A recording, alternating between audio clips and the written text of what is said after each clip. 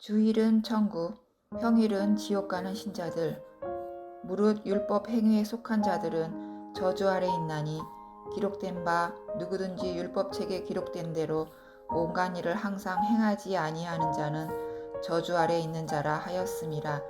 갈라디아서 3장 10절 말씀. 금일의 기독교 범주 안에 있는 수많은 기독교인들이 율법 아래서 고통당하고 있는 현실을 거듭난 그리스도인이라면 쉽게 분별할 수 있다. 물론 그들은 예수를 믿고 있으며 죄 용서함 받았으며 천국에 갈 수 있다고 말하는 자들이 상당수임을 부인하지 않는다.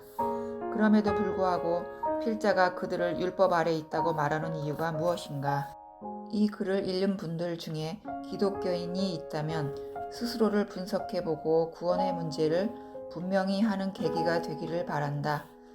사단은 수많은 사람들을 속이되 깜쪽같이 속인다. 성경에 율법 아래 있는 자는 저주 아래 있으며 지옥 자식이라고 기록되어 있는데 그 누가 자기를 율법 아래 있다고 말할 사람이 있겠는가? 그리고 자신이 율법 아래 있는 것을 안다면 이 문제를 해결하기 위해서 몸부림치지 않겠는가? 필자가 볼 때에 율법 아래 있는 대다수의 사람들은 자신을 율법 아래 있지 않고 은혜 아래 있다고 생각한다. 이것은 사단에게 철저히 속은 결과이다. 여기서는 율법 아래 있는 자들의 증상을 분석해 보므로 아직 구원받지 못한 독자들에게 자신의 믿음을 점검하는 계기를 만들어주고자 한다. 제목에서 보는 바와 같이 주일은 천국, 평일은 지옥이라는 말은 오늘날 기독교인들에게 시사하는 바가 클 것이다. 어떤 분이 나에게 고백하였다. 예배당에서 목사님의 말씀을 듣고 성도들과 함께 찬송을 부르며 통성기도 시간에 힘을 다하여 기도하면 마음이 기쁘고 하느님의 사랑을 혼자만 받은 것처럼 즐겁고 당장 죽어도 천국에 갈 것 같은 자신감에 솟습니다. 그런데 그와 같은 시간이 지나고 직장에서나 사회에서 세파에 시달리고 또 형편에 따라서 실수가 나타나고 죄를 짓게 되면 신앙에도 자신감이 없어질 뿐만 아니라 죽으면 지옥에 갈 것 같은 불안이 엄습해 옵니다. 나는 왜 이럴까요? 그는 왜 예배당에서는 천국이요, 집에서는 지옥인가? 무엇이 문제인가? 그들의 양심의 문제인가? 아니면 인격의 문제인가? 아니다. 결단코 아니다. 양심도 인격도 아니고 그들의 근본적인 신앙의 문제이다. 그리고 잘못된 신앙은 잘못된 가르침에서 온다. 그 가르침의 문제점은 무엇인가? 첫째는 진지하게 구원의 문제로 갈등해 본 일이 없다. 오늘날 거리에서 만나는 수많은 기독교인들을 개인적으로 상담해 보라. 그들의 대부분은 지옥에서 구원받는 문제를 진지하게 갈등해 본 적이 없는 것을 발견하게 될 것이다. 나의 영혼이 어느 날 죽음을 맞이하게 될 때에 지옥에 떨어지면 어떻게 할까? 정말 지옥이 있는 것인가? 은혜 아래 있다는 것은 무엇인가? 지옥에 가지 아니하려면 어떻게 해야 하는가? 거듭남이라는 것은 무엇이며 영생을 얻었다는 확신은 어떻게 가질 수 있는가? 나의 죄가 얼만큼 용서되었으며 속죄라고 하는 것은 무엇인가? 갈등의 제목은 얼마든지 있다. 참된 신앙은 진지한 갈등으로부터 오는 것이다. 자신의 영혼의 문제를 위하여 이 정도의 갈등도 하지 아니하면서 참된 신앙의 소유자라고 말할 수 있겠는가?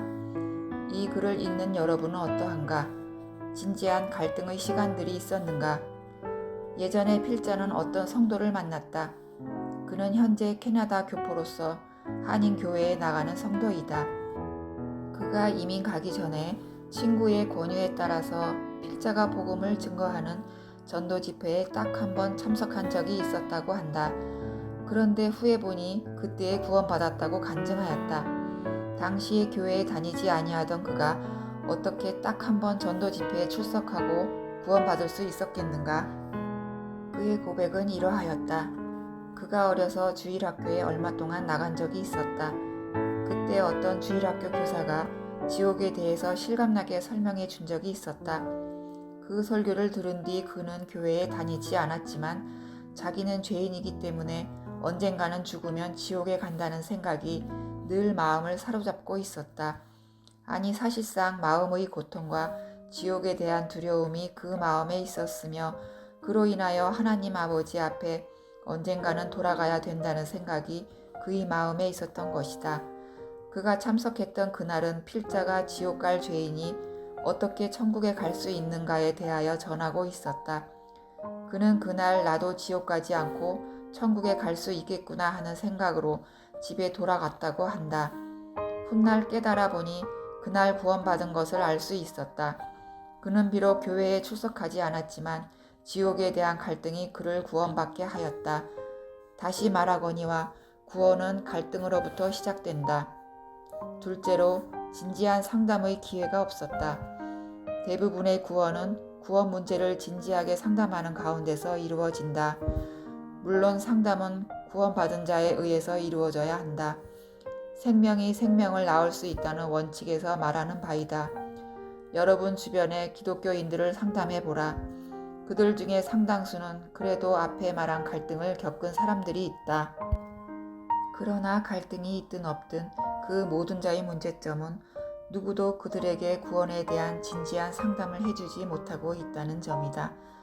필자도 같은 경험을 했거니와 필자가 만나는 수많은 기독교인들이 이구동성으로 하는 말은 이렇게 목사님과 같이 앉아서 진지하게 구원의 문제를 놓고 상담하는 것이 처음이라고 고백한다. 기독교인들을 만나보라. 그들은 상담은커녕 이와 같은 상담이 있는지조차도 모르고 있다. 얼마 전에도 한 교인이 구원받았는데 그는 수십 년 교회를 다니는 중 이와 같은 상담을 처음 했으며 지옥에 대한 갈등에 대해서 감히 누구에게 물어볼 수도 없었다고 한다. 상담의 기회가 없으니 대부분의 사람들은 그냥 교회에 출석해서 목사님의 설교를 잘 듣고 교회 생활 충실히 하면 그리고 성경 공부반에서 배워 나가다 보면 신앙이 성장하고 점점 믿음이 자라서 천국에 가게 되지 않겠는가 생각하는 것이다.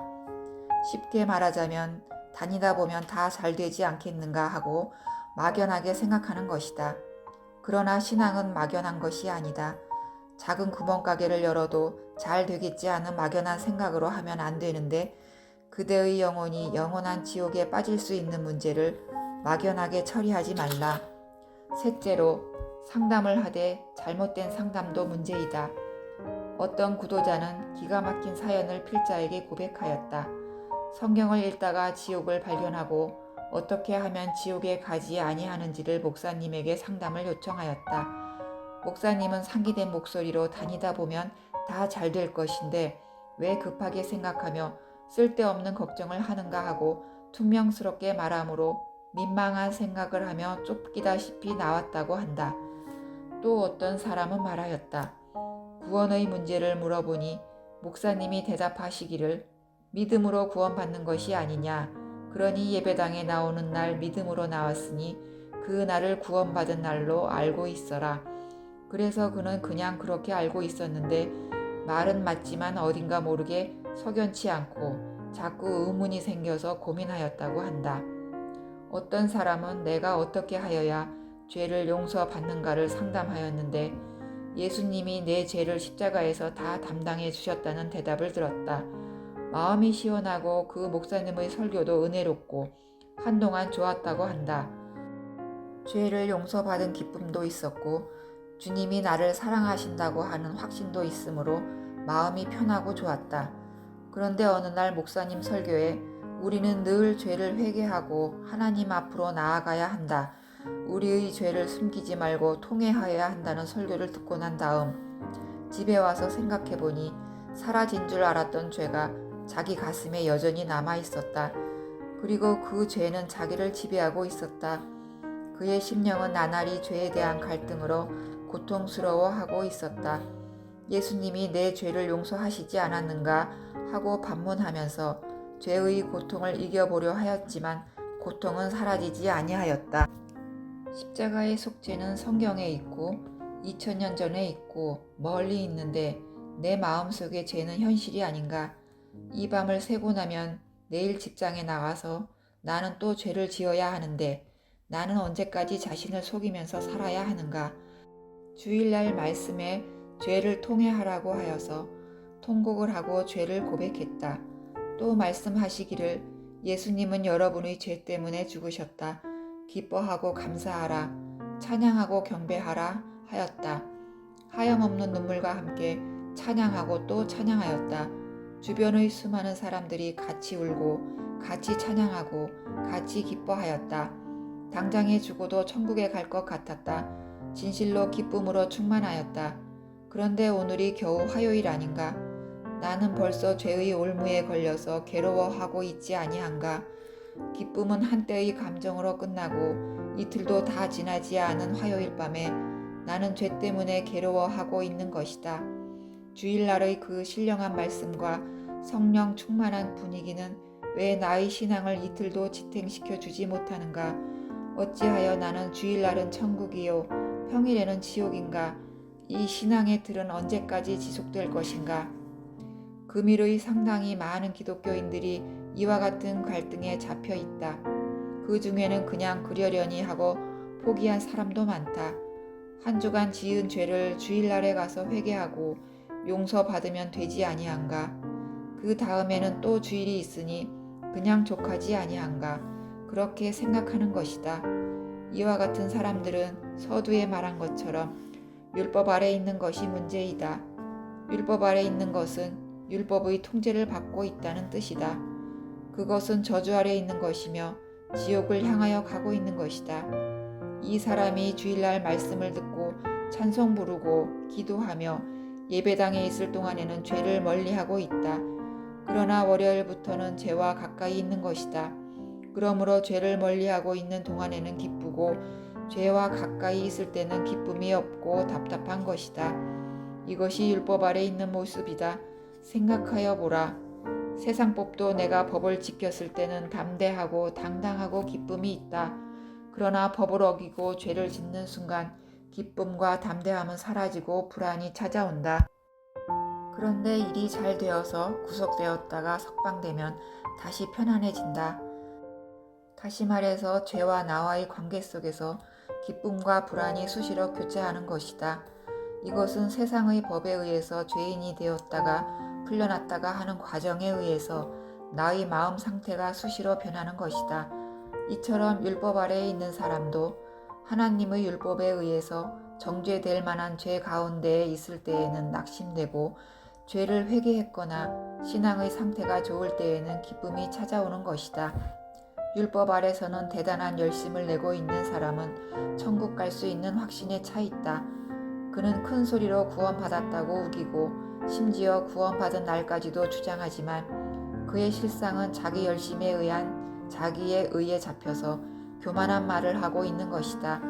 그의 열심과 그의 정직과 그의 충성과 그의 성실함이 그가 천국에 가는데 오히려 걸림돌이 되고 있는 것이다.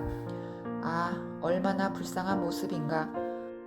구원의 문제를 본질적으로 해결하고 그 후에 열심을 내야 할 것인데 본질적인 구원의 문제를 해결하지 않고 열심만 내고 있으니 율법 아래서 교만한 모습이다. 그는 교만하여 지옥에 가는 것이다. 율법 아래에 있는 또 다른 모습은 앞에서도 언급한 대로 열심을 내지 못하고 자주 죄와 타협하고 말씀을 순종하지 못함으로 괴로워하고 있는 것이다. 그는 나 같은 죄인이 무슨 천국인가 하는 낙심 속에 겸손하다. 그는 그 겸손으로 인하여 지옥에 간다. 그렇다면 은혜 아래 있다는 것은 무슨 뜻인가? 다음 말씀에 답이 있다. 그리스도께서 우리를 위하여 저주를 받은 바 되사 율법의 저주에서 우리를 속량하셨으니 갈라디아서 3장 13절 말씀. 예수께서 저주받을 죄인을 위하여 저주의 십자가를 지심으로 죄인을 죄와 저주의 지옥에서 해방시키셨다. 죄가 죄인을 주장하지 못하게 되었으니 그 후로는 그를 죄인이라 부르는 것이 아니라 의인이라 부른다. 십자가에서 과거와 현재와 미래의 죄까지 다 해결하셨으므로 이후로는 죄로 말미암아 지옥 갈 범민에서 해방받았다. 그러므로 나의 모든 죄를 다 용서하신 그 은혜 아래서 살아가는 것이다. 죄를 절제하는 것도 지옥이 겁나서가 아니라 은혜를 갚기 위함이요. 헌금을 내는 것도 벌을 겁냄이 아니요. 체면 문제가 아니라 은혜를 보답하기 위하여 자원함으로 하는 것이다. 삶의 모든 행동이 십자가의 은혜와 관계가 있으니 이것을 은혜 아래 있다고 말한다. 오 그대여, 그대는 율법 아래 있는가? 은혜 아래 있는가? 신앙의 상태와 관계없이 천국에 갈 수 있는 자격을 취득하였는가? 그대의 모든 죄가 십자가상에서 온전히 해결된 사실을 그대의 양심이 믿고 있는가? 그렇다면 우리는 천국에서 같이 살게 될 것이다. 종파와 인종과 빈부귀천에 관계없이.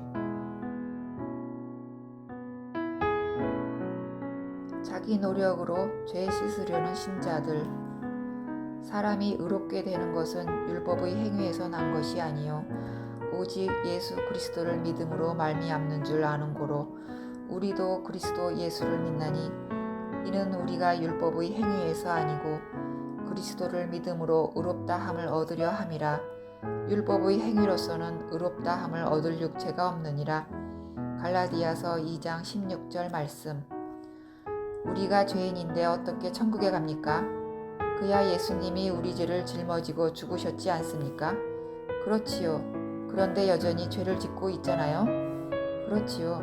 그러니까 죄를 안 지어야지요. 죄가 안 지어집니까? 노력해야지요. 이와 같은 대화는 필자가 수없이 많이 경험한 대화이다. 이 얼마나 막연하고 대책 없는 대화인가. 죄를 짓지 않기 위해서 노력하는 일이 당연하거니와 이 노력으로는 절대로 천국에 이를 수 없다. 죄를 안 지어야지요. 이 말은 한국의 기독교인들에게서 가장 많이 듣는 말이다. 다시 말하면 이 말은 사단이 한국 기독교인을 가장 많이 속이는 말이다. 여기서는 죄 문제에 대해서 이와 같이 미지근한 사람들의 문제점을 점검하며 기독교 안에 구원받지 못한 사람들에게 도움을 주고자 한다. 첫째로, 이들은 사단에게 속고 있다. 사람이 죄를 이겨보려는 노력은 인간이 땅에 살면서부터 진행되어 왔다. 이것은 양심적인 문제요, 본능적인 문제이다. 그러기에 양심과 본능을 기초로 하여 만들어진 교과서 및 교육 자료들로 죄를 짓지 아니하려는 노력에 맞추어져 있다. 인간은 본래 하나님의 형상을 닮았기 때문에 하나님의 거룩하심을 따라 살아야만 한다. 그러나 아담의 범죄로 인하여 타락한 인류는 브레이크가 고장난 자동차처럼 죄악의 길로 줄다름쳐 왔다. 그럼에도 불구하고 인간의 양심 속에 하나님의 모습이 있는 고로 죄를 거부하고 하나님의 모습을 회복하려는 노력을 끊임없이 지속해 왔다. 이것은 아름다운 모습이요, 인류가 버리지 말아야 할 좋은 습관이다. 문제는 이와 같은 상황을 보고 있는 사단이 이 습관을 이용하여 영혼을 노략질하는 것이다. 사단은 인간에게 행할 수도 없는 막연한 목표를 주어서 마치 죄를 안 짓기 위한 끊임없는 노력을 기울이면 결국은 천국에 가지 않겠는가 하는 기대 심리로 속이고 있다. 또한 그것은 양심과 본능에도 맞는 것이며 겉보기에도 훌륭한 모습으로 보인다. 그러나 거기에 함정이 있다. 그것은 사단이 은밀한 곳에 파놓은 교묘한 함정이다. 역사적으로 숫자를 헤아릴 수 없는 많은 영혼들이 죄를 짓지 않으려는 노력을 기울이다가 실패하고 지옥에 떨어지고 있다. 다름 아니라 서두의 대화에서 나타난 것처럼 죄를 짓지 않으려는 노력으로 천국에 가는 것처럼 속인다. 죄를 짓지 않아야 천국 간다는 사상은 모든 이방 종교에 팽배해 있으며 실상 모든 종교를 바치고 있는 기둥이다.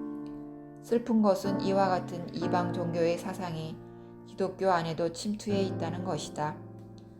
수많은 기독교인들이 죄 문제를 물어보면 죄를 짓지 않아야만 천국에 가는 것처럼 대답하고 있다. 오 사단은 얼마나 지혜로운가. 속아서 지옥에 가는 자로 하여금 지옥문 앞에 갈 때까지 전혀 깨닫지 못하도록 교묘하게 속이는 것이다. 둘째로 그것은 교만한 말이다. 자기가 무슨 말을 하고 있는지도 모르는 사람들이다. 다시 한번 생각해보자. 죄를 안 지어야지요. 노력해야지요. 이 말은 아주 고상하고 품이 있는 말같이 들리지만 실상은 하나님을 대적하는 말이요 구원을 거부하는 말이며 오만한 자의 교만한 행동이다. 생각하여 보라. 물에 빠진 사람이 죽게 되어서 밧줄을 던지니 밧줄을 거부하고 내가 노력해서 탈출해 보겠노라고 한다면 그는 구원을 거부하고 스스로의 힘으로 나오겠다고 고집하다가 죽지 않겠는가? 이것은 구원자를 무시하는 행위요 자기의 처지를 파악하지 못한 불쌍하고 어리석은 자의 모습인 것이다. 성경에서 죄인이라는 뜻은 자기 힘으로 죄 문제를 풀 수 없으므로 지옥에 갈 수밖에 없는 불쌍한 처지에 있는 사람이라는 뜻 아닌가? 그렇다면 하나님이여 나를 불쌍히 여기소서 나는 죄인이로소이다 하고 부르짖은 세리와 같이 겸손하게 나와 구원을 얻어야 할 것이다. 성경은 겸손한 자에게 은혜를 베풀거니와 교만한 자에게는 엄격히 다룬다고 말씀하신다. 하나님은 교만한 자를 대적하신다고 말씀하신다. 하나님이 교만한 자를 대적하시되 겸손한 자들에게는 은혜를 주시느니라. 베드로전서 5장 5절 말씀. 물론 이 사람들이 인격적으로는 겸손하고 온유하며 따뜻한 사람들일 수 있다. 그러나 그들은 교만한 말을 하고 있는 것이다. 자기 자신도 교만을 깨닫지 못하고 있는 것이다. 이것이 사단의 속이는 지혜이다. 셋째로, 그들은 경험되지 않은 교리를 말하고 있다. 물론 그들이 예수님의 속죄를 입으로 말한다. 교리적으로도 깨닫고 있다. 질문에 멋지게 대답하는 교인들도 많다. 심지어 그들은 예수님의 십자가로 말미암아 모든 죄가 용서되었다고 말하기도 한다. 그런데 양심적인 문제를 들어 죄를 짓지 않느냐고 다그치면 당황한다. 이들의 문제는 교리를 따로 알고 신앙의 경험 또한 따로 있는 것이다. 그들은 경험하지 못한 지식을 말하는 것이다. 그들은 죄 문제 앞에 당황하여 급히 쏟아놓는 말이 죄를 안 지어야지요 하는 말이다. 그리고 어떻게 안 지을 수 있는가 말하면 당황하여 노력해야죠 한다. 다시 말하자면 그들은 정돈되지 않은 지식을 교리로 알고 있는 것이다. 그러므로 실제적인 문제를 말하면 당황할 수밖에 없다. 자기에게 경험이 없으므로 자신감 없는 답을 말할 수밖에 없는 것이다. 죄를 안 지어야지, 노력해야지, 이 얼마나 불안정한 대답인가.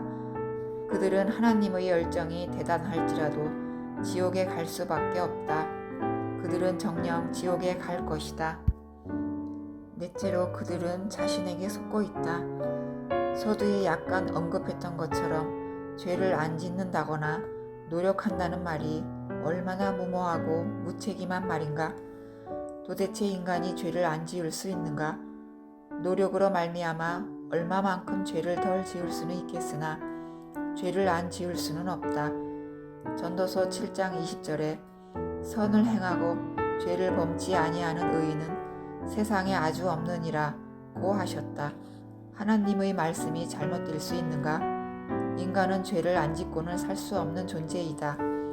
그런데도 죄와 천국에 관한 문제를 언급하면 죄를 짓지 않아야 된다는 말을 쏟아놓고 있다. 그들은 죄를 짓지 않으려는 노력을 평생 하면서 고생할 것이다.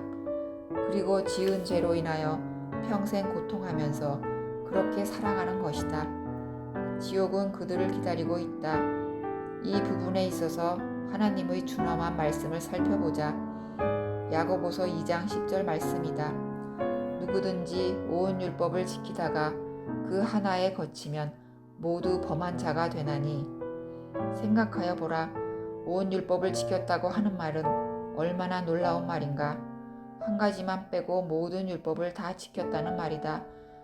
그런데도 불구하고 한 가지로 인하여 모두 지킨 율법의 행위가 허사로 돌아간다는 말이다. 좀 더 구체적으로 이야기하자면 살인하지 아니하였을지라도 간음하면 지옥 갈 죄인이라는 뜻이다. 도둑질을 하지 않았을지라도 거짓말을 하면 도둑질한 것과 같은 죄인이라는 뜻이다. 사도 바울은 이 일에 대해서 증인이라고 할 수 있다. 그는 자신에 관한 간증할 때 다음과 같이 말했다. 내가 8일 만에 할례를 받고 이스라엘의 족속이요 베냐민의 지파요 히브리인 중에 히브리인이요 율법으로는 바리새인이요 열심으로는 교회를 핍박하고 율법의 의로는 흠이 없는 자로라. 빌립보서 3장 5절 6절 말씀. 얼마나 놀라운 간증인가. 율법의 의로는 흠이 없다고 말하지 않은가. 이 말은 자신이 자신을 돌아볼 때 흠 잡힐 만한 잘못을 발견하지 못했다는 뜻이다. 그와 같이 완벽한 간증을 하고도 그는 자기 의로, 자기 행위로 천국에 갈 수 있다고 말하지 못하였다. 오히려 율법 행위에 속한 자들은 저주 아래 있는 자라고 외칠 수밖에 없었다.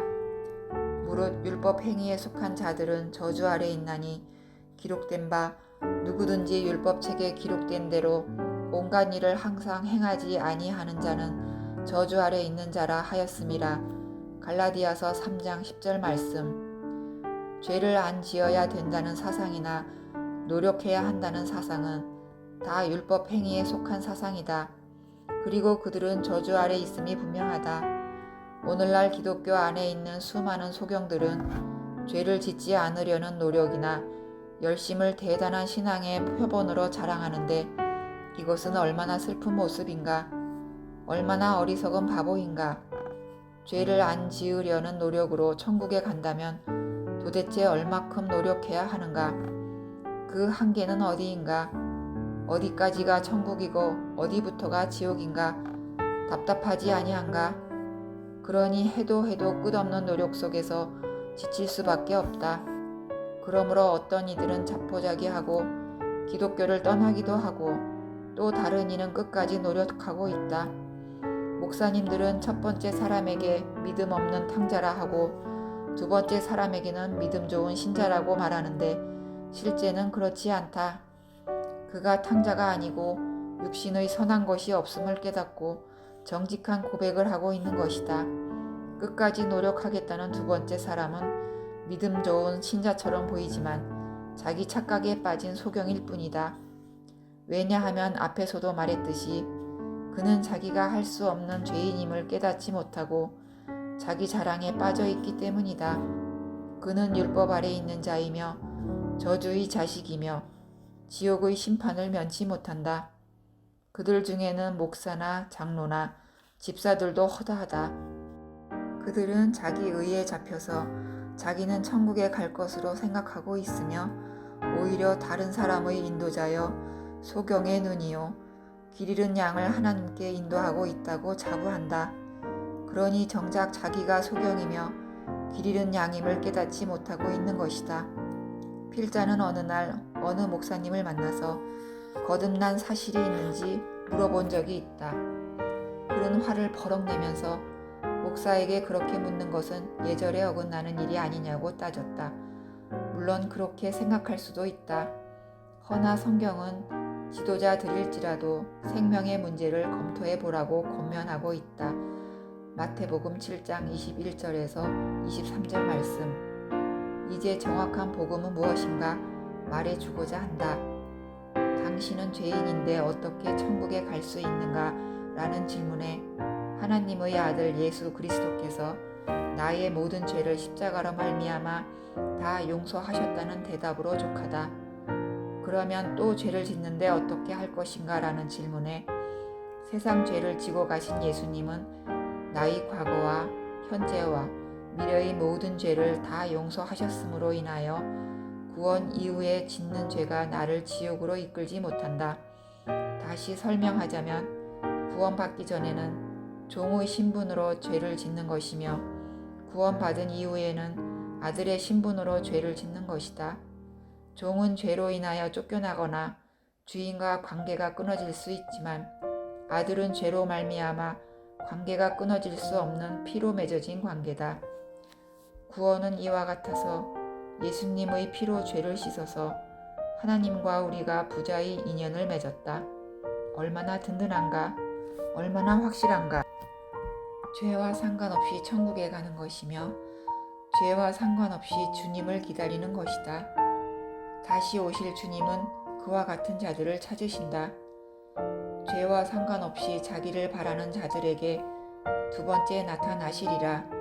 히브리서 9장 28절 말씀. 사랑하는 여러분, 죄의 문제를 해결했는가? 답을 찾았는가? 지금 죽어도 천국에 갈 수 있는가? 예수님이 내 죄를 용서하셨지만 우리가 천국에 가기 위해서는 죄를 짓지 않도록 노력하여야 된다는 애매모호한 대답을 붙들고 있는 것은 아닌가? 성경은 뭐라고 답변하고 있는가? 저희 죄와 저희 불법을 내가 다시 기억지 아니하리라. 히브리서 10장 17절 말씀.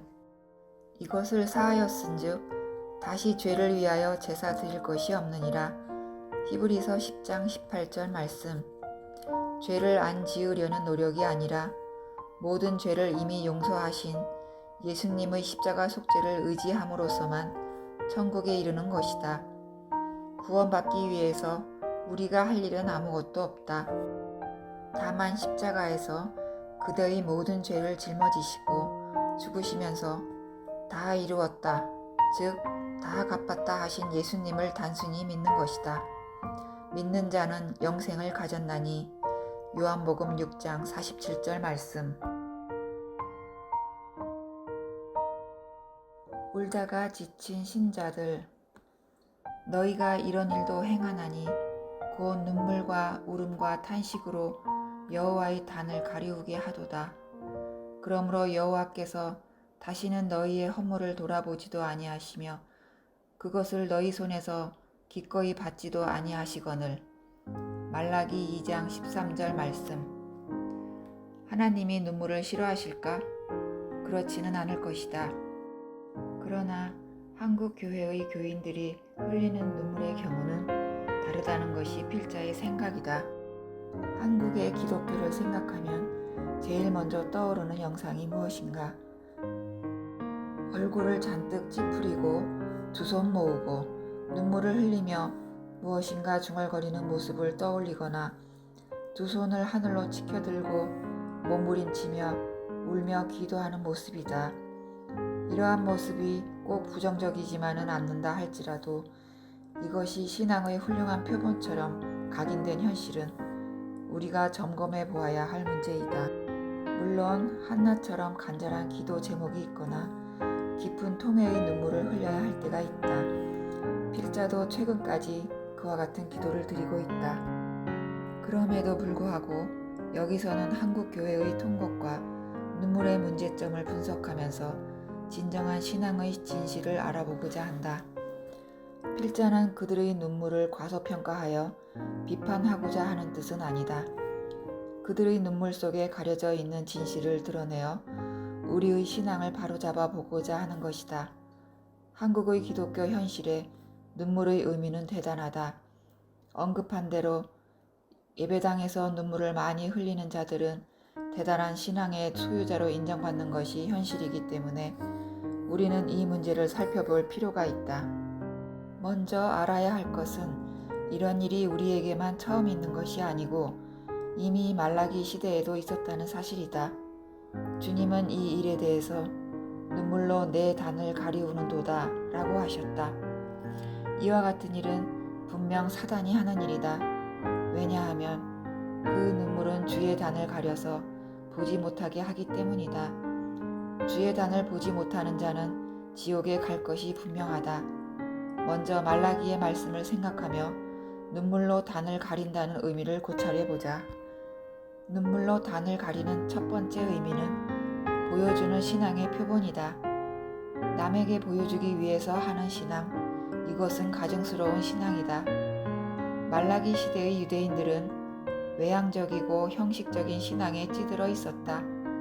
그들의 마음에는 하나님을 사랑하는 것이 없었고 순전하고 순수한 양심도 더러움으로 변해 있었다. 제사를 드림에 있어서도 하나님을 향한 애정과 경외심으로 드리는 것이 아니라 형식적으로 변질되어 눈먼 것, 저는 것들로 드렸다.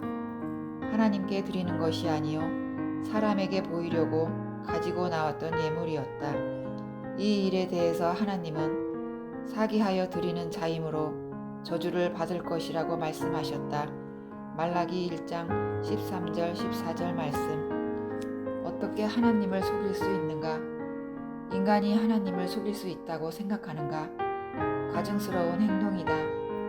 유대인들은 하나님을 속이려 하였다. 예수님 당시에도 유대인들은 보여주는 신앙에 열중하고 있었다.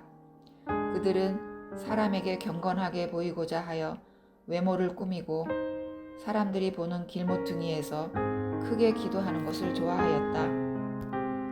저희 모든 행위를 사람에게 보이고자 하여 하나니 곧 그 차는 경문을 넓게 하며 마태복음 23장 5절 말씀.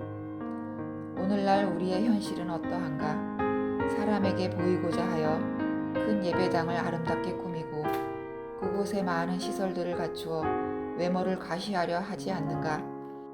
또 교회 의식에도 사람에게 보이기 위해 모든 것을 준비하여 웅장하게 보이려 한다. 성직자들의 의복이 그러하며 성가대들의 가운이 그러하며 내부의 수많은 시설들이 그러하다. 보여주는 신앙의 극치는 아무래도 헌금이다. 일일이 이름을 다 기록하고 그것을 교회 앞에서 다 공표하며 주보의 명단을 발표하니 헌금을 낼 수 없는 사람은 교회에 출석하지 말라는 이야기와 무엇이 다른가? 유대인들의 신앙이 이러하므로 예수님은 이 문제에 관해서 직접적으로 언급할 수밖에 없었다. 사람에게 보이려고 그들 앞에서 너희 의를 행치 않도록 주의하라. 그렇지 아니하면 하늘에 계신 너희 아버지께 상을 얻지 못하느니라. 마태복음 6장 1절 말씀.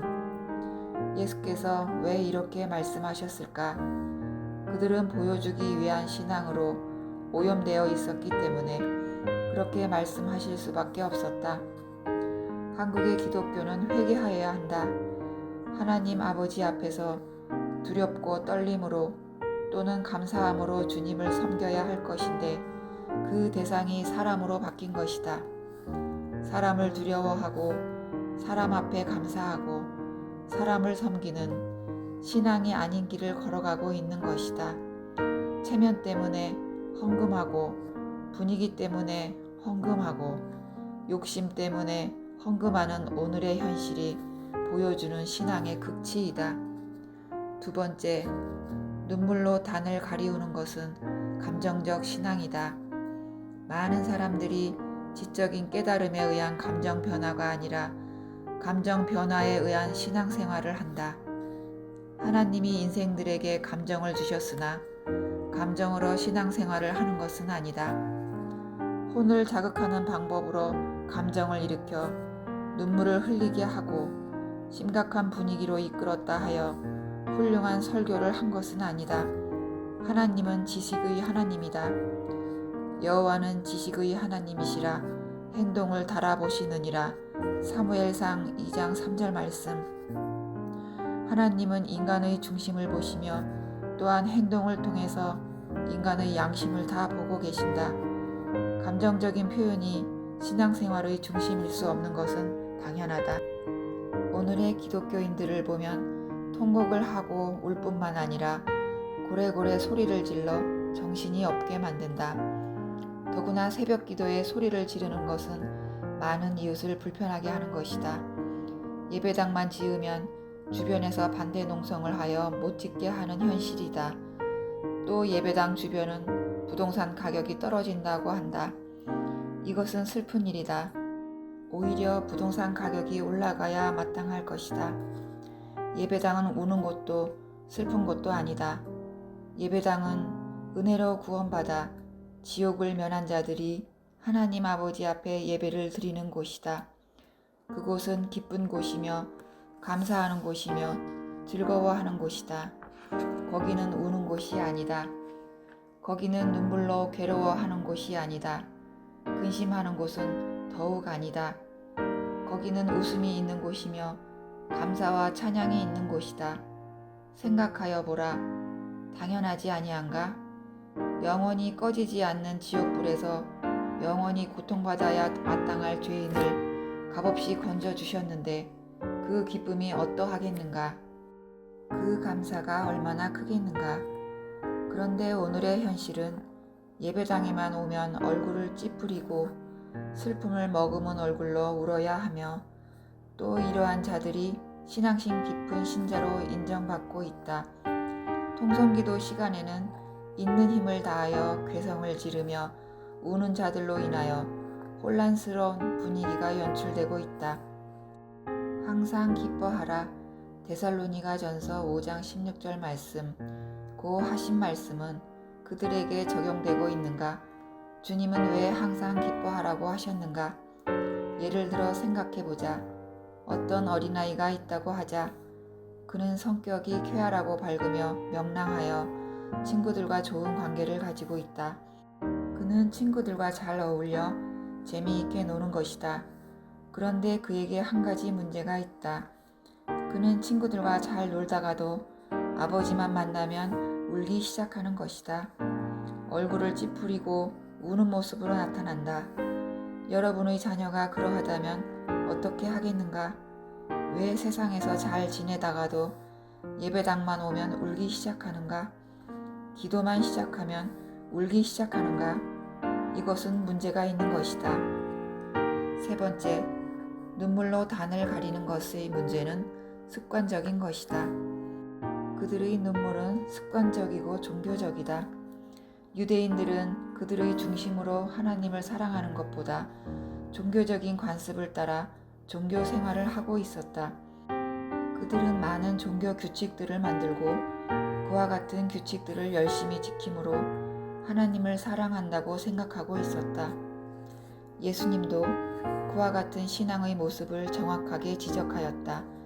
말라기 시대보다 예수님의 시대는 더 타락하여 그들의 가슴은 얼음보다 차가웠으나 그들이 만들어낸 규칙들은 수없이 많아서 그들은 그 규칙을 지킴으로 피곤해 있었다. 그런데도 유대교 지도자들은 예수님과 제자들을 향하여 자기들의 전통을 따르지 않는다고 비방하였다. 그때에 바리새인과 서기관들이 예루살렘으로부터 예수께 나와 가로되 당신의 제자들이 어찌하여 장로들의 유전을 범하나이까? 떡 먹을 때에 손을 씻지 아니하나이다. 마태복음 15장 1절 2절 말씀. 그들의 생각은 무엇인가? 장로들의 유전과 전통을 지키지 않는 것은 하나님을 공경하지 아니하는 것이요 유대교를 거스르는 것이며 그 지도자들을 무시하는 것이라고 생각했다. 그러므로 그러한 행동은 이단적인 행동으로 정죄되었다. 오늘날 한국 교회들은 성경에 없는 수많은 것들을 만들어 놓고 전통이나 유전을 지키지 아니하면 이단이라고 공격한다. 필자가 믿기로 오늘날 한국 교회의 현실은 요한 웨슬러나 루터나 무디가 와도 이단으로 정죄당할 것이다. 아니, 예수님이 제자들과 함께 한국 교회에 오시면 당장 이단으로 규정되어 쫓겨날 것이다. 예수님과 제자들은 신학교도 나온 적이 없고 어떤 교파에 소속된 적도 없고 오늘날 기독교가 지키고 있는 절차에 따라 예배를 드리지도 않으며 목사란 호칭도 쓰지 않았고 조직적인 방법으로 사람을 움직이지도 않았다. 그들이 모이는 단체에 어떤 교파 이름도 붙이지 않았고 그들은 성직자 제도를 인정하지도 않았다. 그렇다면 그들은 오늘의 한국 교회가 볼 때 잘못되었으니 이단이 아닌가? 어떤 사람이 필자에게 질문하였다. 왜 필자는 교파에 속하지 않느냐고. 필자는 그것은 성경에 없기 때문이며 양심이 허락하지 않기 때문이며 예수님과 제자들이 그렇게 했기 때문이라고 대답했다. 진실로 그러하다. 우리는 주님의 본을 따라 말씀의 본을 따라 이 두 가지를 기준한 양심의 본을 따라 신앙을 해야 할 것이다. 네 번째 이유는 무엇인가? 용서받지 못한 신앙생활의 모습인 것이다. 앞서 말한 대로 하나님으로부터 모든 죄를 용서받았으면 기쁘고 즐거워야 하며 천국에 갈 수 있는 희망에 부풀어 있어야 한다.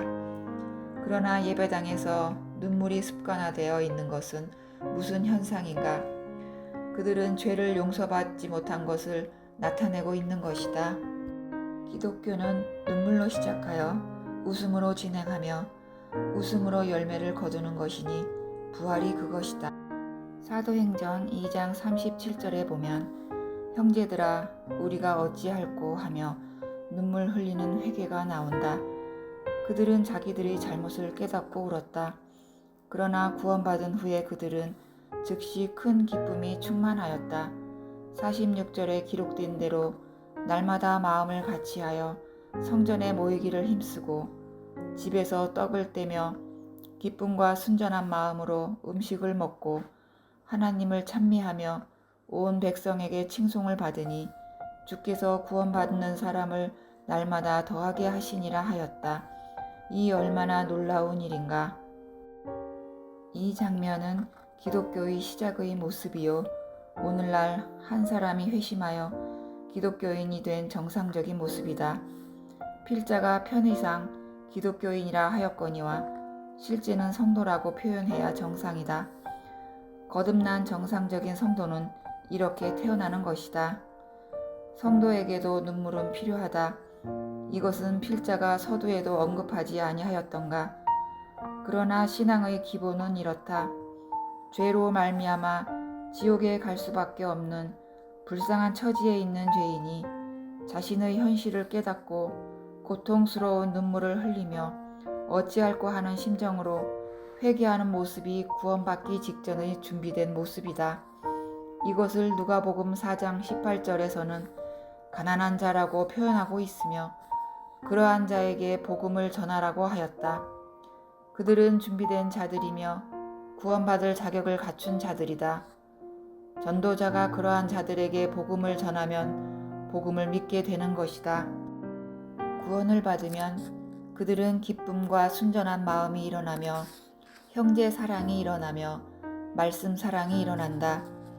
그들에게는 충만한 기쁨이 있으며 천국에 대한 소망이 모든 슬픔을 이겨 그들의 삶이 즐거움으로 채워지는 것이다.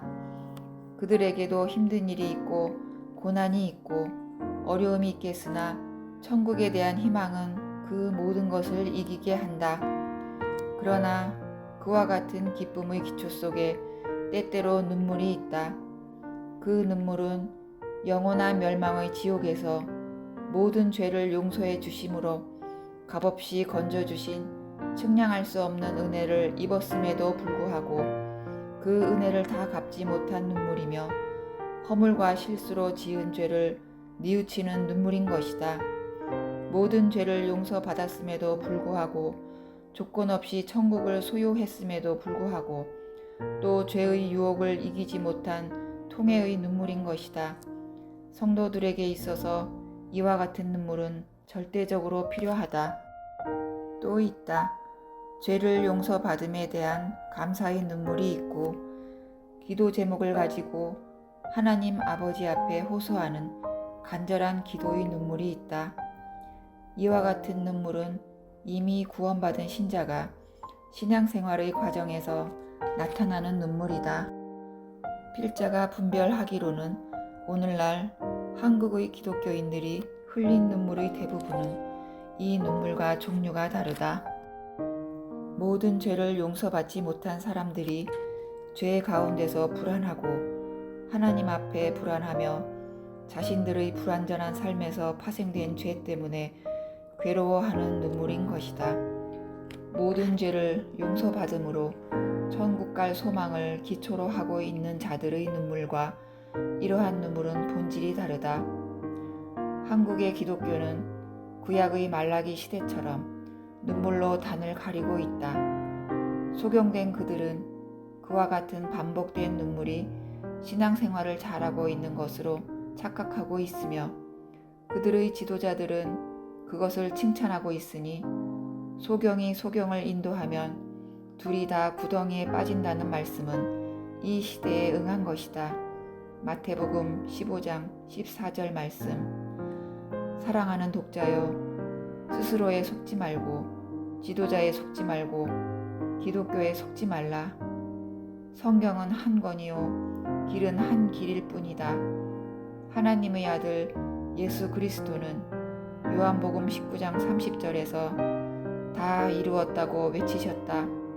이것은 여러분의 모든 죄, 과거, 현재, 미래의 죄가 단번에 용서되었다는 뜻이다. 누구든지 이 사실을 믿으면 은혜와 선물로 구원받은 것이며 죽어 천국에 이르지 못할 자가 없다. 사람이 마음으로 믿어 의에 이르고 입으로 시인하여 구원에 이르느니라. 로마서 10장 10절 말씀. 믿음 좋은 집사님들. 이미 도끼가 나무 뿌리에 놓였으니 좋은 열매 맺지 아니하는 나무마다 찍혀 불에 던지우리라. 마태복음 3장 10절 말씀. 이 말씀은 한국교회가 새겨야 할 추상 같은 경고의 말씀이다. 한국교회는 이 말씀 앞에서 울어야 한다. 떨어야 하며 통곡하며 자신을 점검해야 한다. 당연히 천국에 갈 것으로 생각했던 수많은 교회 지도자들, 직분을 맡아 충성을 다했던 사람들이 지옥으로 떨어졌을 때의 모습을 상상해보라. 반드시 천국에 간다고 자타가 공인하는 사람들이 무더기로 지옥에 떨어져 이를 갈며 서로 싸우고 증오하며 또 뜨거운 불 고통을 견디면서 영원히 살아야 할 것을 생각해보라. 평생을 하나님만 사랑하며 온갖 고난과 슬픔을 참으면서 인내로 견디어온 불굴의 신앙인들이 지옥에 갈 수도 있다는 사실에 대해서 생각해 본 적이 있는가? 결혼을 반납하고 평생 처녀와 총각으로 지내면서 일평생 하나님을 위하여 충성을 다 바치고 하나님에게 버림받을 수 있다는 말이 독자들에게는 어떻게 들리는가? 그러나 이와 같은 일이 이 글을 읽는 그대의 현실일 수 있다는 사실에 주목하라. 하나님의 판단은 냉정하다. 동정이나 치우침이 없음이 분명하다. 하나님은 공의롭기 때문이다. 공의의 기준은 무엇인가? 성경 말씀이다. 하나님은 말씀대로 심판하신다. 그럼에도 불구하고 현대 기독교 지도자들이나 그 추종자들은 말씀을 두려워하지 않는 경향이 있으니 슬픈 일이 아닐 수 없다. 필자는 제목을 믿음 좋은 집사님들로 정했다. 왜 이 제목을 선정하였는가? 한국의 기독교 사회에서 믿음이 좋다는 말은 흔하게 쓰일 뿐만 아니라 이것이 믿음의 척도를 나타내는 말로 쓰이고 있음이 틀림없다. 먼저 알 것은 믿음이 좋다는 단어가 신구약에 전혀 보이지 않고 있다는 것이다. 성경에 없는 단어가 한국의 기독교를 휘젓고 다닌다고 하는 것은 한 번쯤 깊이 생각해 보아야 할 문제가 아닐까? 물론 신앙생활에 있어서 성경에 있는 단어만 구사해야 된다고 말할 수는 없다. 그럼에도 불구하고 이 문제는 간과하기에는 너무 중요한 문제이다. 필자는 사전을 두루 찾아보아도 믿음이 좋다는 말이 도무지 없음을 보고 충격을 받은 지 오래다. 한국의 기독교에서 믿음이 좋은 집사님이라는 말은 널리 쓰이고 있는데 그러므로 필자는 어떤 분들이 믿음이 좋다는 말을 듣는가 깊이 생각해 보았다. 첫째는 믿음 좋은 집사는 예배당에 잘 출석하는 사람들이다. 신자가 예배당에 잘 출석하는 일은 당연하다. 그럼에도 불구하고 그 내면에 믿음이 성숙하지 못한 상태에서 열정적으로 출석만 한다고 하여 믿음이 좋다고 말할 수 있는가? 진실로 믿음이 좋다고 하는 어떤 집사님에게 물어보았다. 20여 년간 주일 성수하고 계시다는데 성경의 주제가 무엇입니까? 글쎄요, 무엇라고 말을 못하겠네요. 배우기는 배웠는데 기억이 잘 안 나네요. 이와 같은 비슷한 답변을 수없이 듣는다. 성경의 주제도 파악하지 못하고 내 죄가 어떻게 되었는지 깨닫지도 못하고 성경책만 들고 열심히 자리만 지킨다고 믿음 좋은 집사님인가? 예배당 출석하는 일이 대단히 중요하지만 믿음의 본질도 성경의 주제도 깨닫지 못하면서 출석만 잘하면 그러한 사람을 천국에서 만나볼 수 있을까? 슬픈 일이다. 두 번째로 믿음 좋은 집사는 목사님 말씀에 순종 잘하는 사람이다. 하나님의 종을 순종하는 일은 대단히 중요하고 성경의 가르침이기도 하다. 필자도 목회하면서 주의 종들의 가르침에 순종해야 한다고 수없이 가르치고 있다. 그럼에도 불구하고 성경 말씀을 따라서 순종하고 복종해야 할 것이다. 주의 종이 성경 말씀과 관계없이 잘못된 길로 가르쳐도 맹종하라는 뜻은 아니다. 신앙은 인격적인 것이다. 그리고 생명의 활동이다. 하나님의 말씀을 깨닫고 이해하는 생명력이다. 교회는 이와 같은 생명들이 모인 유기체이다. 그래서 생명의 교제를 나눈다. 그 중심에는 성경이 있다. 성경의 범위 안에서 교제하고 내용을 따라서 즐거워하고 인도하심 따라서 살아가고 역사하심을 따라서 그 열매를 누리는 축복된 삶의 현장이다. 그러므로 가르치는 자도 성경의 범주 안에서 성령님의 인도하심을 따라 생명력이 있는 말씀을 가르쳐야 하며 듣는 자도 성령님의 가르침에 따라 생명력 있는 귀로 들으며 교제하는 현장이 되어야 한다. 교회는 사람들의 인격적인 교제를 나누는 곳이 아니다. 그러므로 목사님의 말씀에 순종하는 것은 필연적인 것이지만 가르치는 자도 말씀 중심이어야 하고 순종하는 자도 말씀 안에서 분별하여 순종하여야 한다. 다시 한번 말하거니와 교회는 성경을 중심으로 모여서 성경 안에서 먹고 마시고 즐거워하는 잔칫집이요 아름다운 교제의 현장이다. 어떤 사람이 필자에게 말했다. 자기는 진리를 알고자 하여 친구를 따라서 교회에 상당 기간 출석하였으나 진리를 알 길은 없고 설교 내용은 늘 설교자의 자랑이나 잘 믿으면 축복받는다는 축복론이나 헌금 내면 잘 된다는 헌금 강조론이 대부분이었다고 했다. 그는 답답한 마음으로 교회를 그만두었다고 했다. 어떤 성도는 어떻게 하면 천국에 갈 수 있느냐 물으니 목사님 대답이 새벽 기도를 열심히 나오시오 하는 것이었다. 이런 말을 어찌 순종할 수 있는가? 세 번째로 믿음 좋은 집사는 헌금 많이 내는 사람이다. 일반적인 교회는 대부분 기명 헌금을 하기 때문에 누가 헌금을 내는지 다 알 수 있기 마련이다. 그러므로 큰 헌금을 내고 교회 재정을 넉넉하게 하는 집사는 당연히 목사님의 사랑과 칭찬을 독차지하기 마련이다. 교회가 운영되는 데 있어서 돈의 역할은 상당히 중요하다. 돈으로 전도하는 것은 아니지만 전도하는 데는 돈이 필요한 것도 사실이다. 그럼에도 불구하고 헌금 많이 내는 사람은 곧 믿음 좋은 사람의 등식은 맞지 않다고 본다. 그렇다면 가난한 자의 설당이 어디 있는가? 가난한 자는 하나님이 버리시는가? 가난한 자는 하나님도 섬길 수 없는가? 예수님은 가난한 자의 친구가 되셨는데 오늘날 기독교는 가난한 자에게 친구가 되기는커녕 오히려 그들에게 상처를 주고 고통을 주고 눈물을 주어 울면서 기독교를 등지게 하고 있다.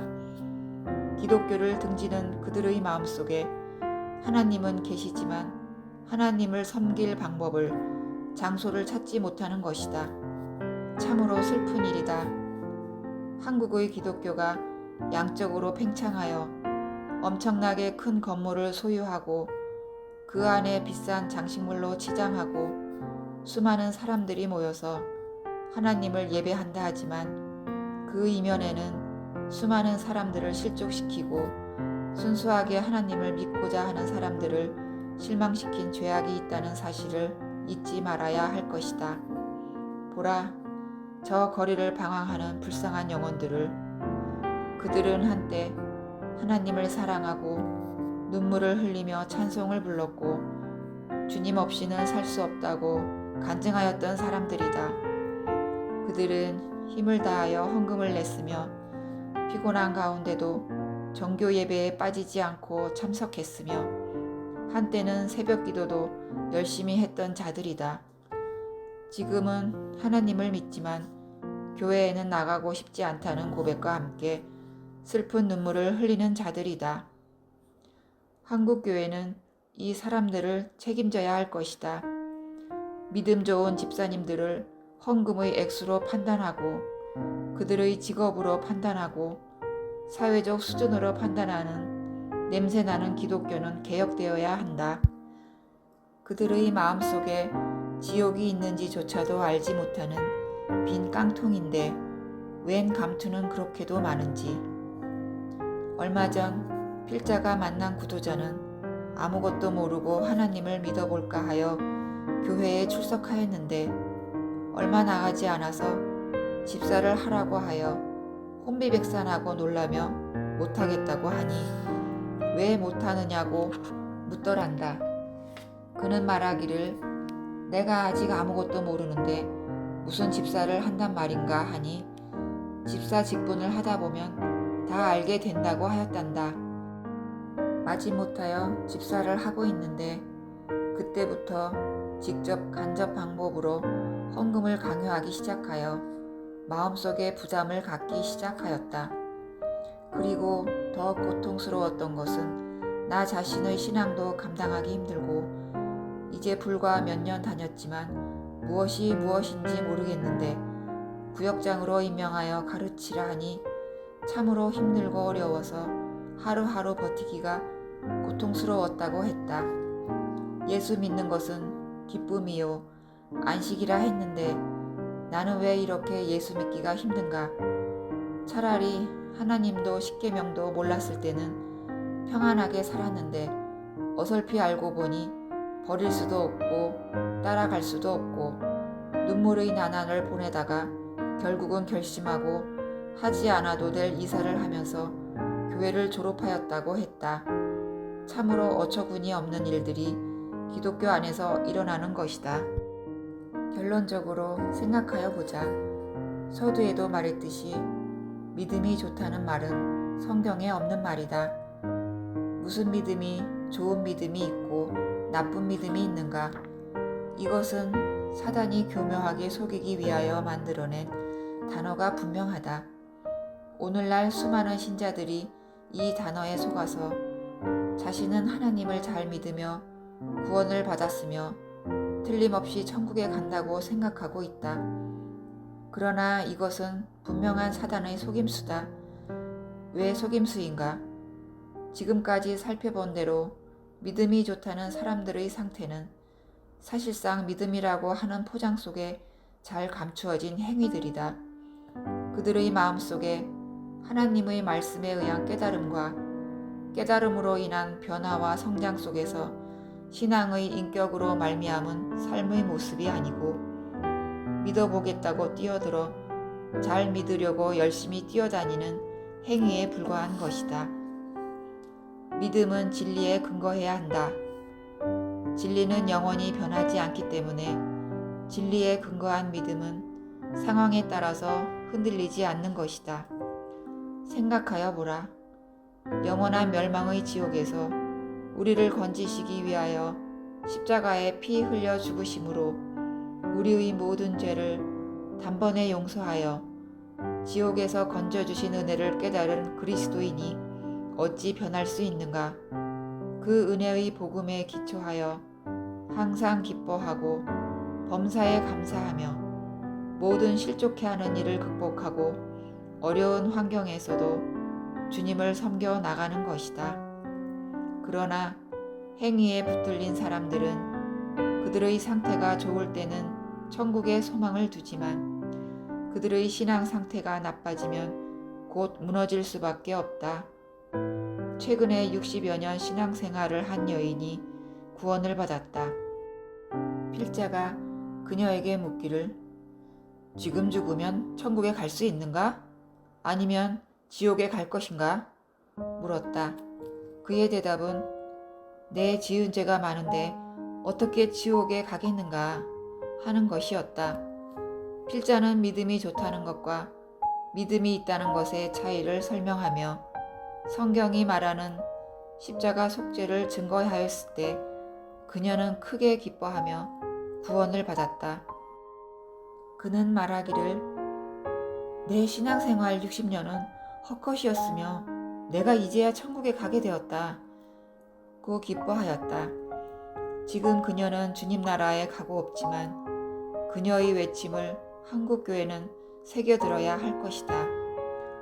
성경은 여기에 대하여 잘 말해주고 있다. 율법의 행위로서는 의롭다함을 얻을 육체가 없느니라. 갈라디아서 2장 16절 말씀. 무릇 율법 행위에 속한 자들은 저주 아래 있나니. 갈라디아서 3장 10절 말씀. 이와 같은 말씀에서 보는 것처럼 행위에 잡혀서 고민하고 갈등하는 신자들은 구원받지 못한 것이 분명하다. 믿음은 행위가 아니요 사실의 근거를 둔 것이다. 다시 말하면 하나님의 아들 예수께서 죄로 말미암아 지옥에 갈 수밖에 없는 불쌍한 나를 위하여 십자가에 죽으셔서 나의 모든 죄를 해결해 준 사실을 믿음으로만 구원을 받는 것이다. 여기에는 우리의 행위가 1%도 포함되지 않는다. 다만 예수님을 믿음으로만 구원받는다. 여기에는 아무런 조건도 없다. 우리들의 수고는 더욱 없다. 온전한 믿음으로만 구원받는다. 그런데 필자가 슬프게 생각하는 것은 믿음이 좋다는 어정쩡한 말에 속아서 수없이 많은 사람들이 자기도 믿음으로 구원받는다고 말은 하면서 실상은 행위에 잡혀 지옥으로 가고 있다는 것이다. 필자를 고통스럽게 하는 것은 그들이 자신의 실상을 깨닫지 못하고 이와 같은 사실을 지적해주는 필자의 말을 귀담아 듣지 않는다는 것이다. 사랑하는 믿음 좋은 집사님들이여, 여러분은 정말 구원받았는가? 이렇게 물으면 구원받았다. 그리고 지금 행위를 하고 있는 것은 구원을 받았기에 하고 있는 것이다. 고 강변할 것이다. 그러나 필자는 알고 있다. 그대들의 뒤범벅된 신앙 상태를. 어디까지가 믿음이고 어디까지가 행위인가 자신도 분간 못하고 있음을. 이를 아니할지라도 경건치 아니한 자를 의롭다 하시는 이를 믿는 자에게는 그의 믿음을 의로 여기시나니. 로마서 4장 5절 말씀. 또 하나님 앞에서 아무나 율법으로 말미암아 의롭게 되지 못할 것이 분명하니 이는 의인이 믿음으로 말미암아 살리라 하였음이니라. 갈라디아서 3장 11절 말씀. 넓은 길로 가는 신자들, 좁은 문으로 들어가라. 멸망으로 인도하는 문은 크고 그 길이 넓어 그리로 들어가는 자가 많고 생명으로 인도하는 문은 좁고 길이 협착하여 찾는 이가 적음이니라. 마태복음 7장 13절 14절 말씀. 성경을 자세히 들여다보면 무섭고 놀라와 가슴이 떨리는 내용이 많다. 앞에 기록한 말씀도 그 중의 대표적인 말씀이다. 이 땅의 수많은 사람들이 하나님을 믿고 하나님을 사랑하고 하나님으로 인하여 살고 있지만, 그러나 진정 천국에 들어가는 사람은 지극히 적은 숫자라는 사실을 말하고 있다. 성경은 이에 대해서 수없이 이야기하고 있다. 그 중에 앞에 기록한 말씀은 너무나도 분명하게 하신 말씀이다. 이 말씀을 계속 읽어나가면 거짓 선지자에 관한 말씀으로 연결되어져 있다. 그 거짓 선지자들은 이 시대 기독교의 거듭나지 못한 지도자들을 언급하고 있는 것이다. 그들은 하나님을 위하여 전 생애를 드리며 고생하며 충성을 다한 사람들이다. 그런데 그들의 대부분은 거짓 선지자요 멸망의 자식이라고 성경은 경고하고 있다.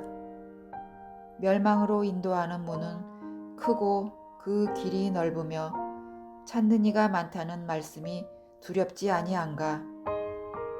생각하여 보라. 기독교의 지도자로서 소경의 눈이요 길 잃은 자의 안내자요 상심한 자의 위로자요 양들의 목자라고 자처하며 살아왔던 사람들이 멸망의 지옥불에 떨어져서 끔찍한 고통을 당할 것이다. 그들 자신은 지옥을 진실로 깨닫지 못했기 때문에 멸망의 지옥에 떨어지리라고 상상도 하지 못했을 것이다. 자신은 하나님을 향하여 충성을 다했기 때문에 천국이 있다면 들어가면 물론이고 각종 면류관을 받게 되리라고 기대했을 것이다. 그러나 그들은 멸망의 지옥에 떨어졌다.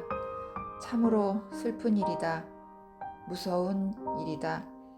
이 글을 읽는 그대가 누구인지 필자는 모르지만 이 글을 통하여 자신을 점검해 보기만 한다면 하나님의 축복이 그대에게 함께 할 것이다.